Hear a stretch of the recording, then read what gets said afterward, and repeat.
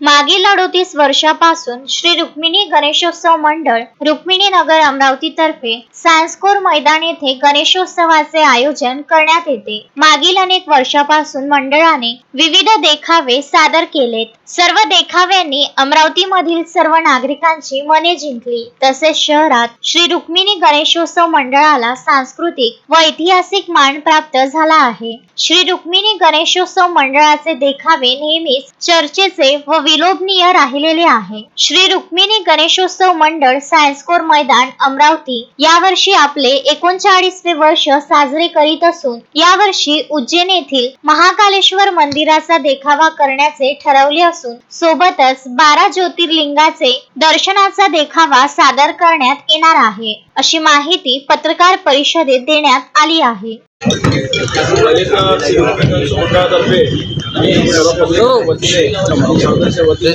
पत्रकार बंधूंचे हार्दिक स्वागत करतो।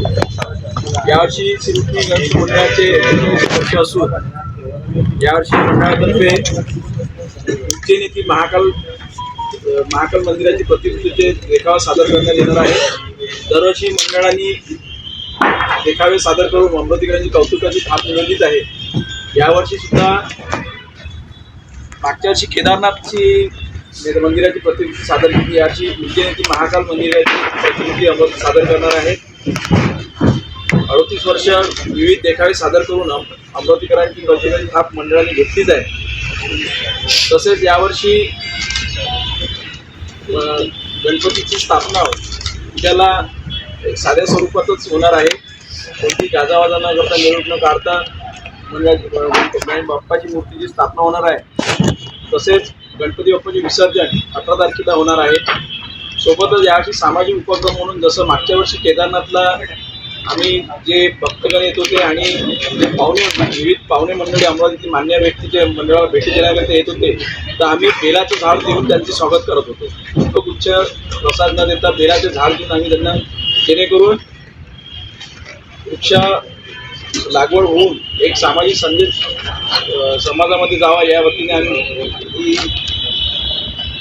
म्हणजे मंडळाद्वारे हे राबवत आहे। पहिल्यांदा तर सर्व पत्रकार बंधूंचे क्षमस्व माफी मागू इच्छितो, कारण की यावर्षी प्रेसला थोडा वेळ झाला, कारण की माझा स्वतः ॲक्सिडेंट झाल्यामुळे मी त्या ॲक्सिडेंटमधून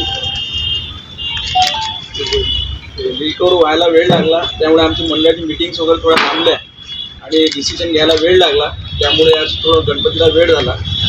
यावर्षीचे मंडळाचे स्वागताध्यक्ष प्रवीणभाऊ अळसपुरे आणि धनंजयभाऊ भट हे यावर्षी स्वागताध्यक्ष आहे आणि सोबतच जी कार्यकारिणी आहे ती टेस्ट दिलेलीच आहे आम्ही।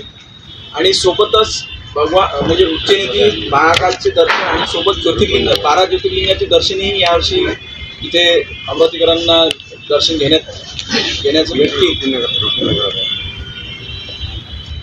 तसंच अमरावतीमध्ये सायन्सकोर मैदान हे अमरावतीच्या मध्यभागी असल्यामुळे सर्वांची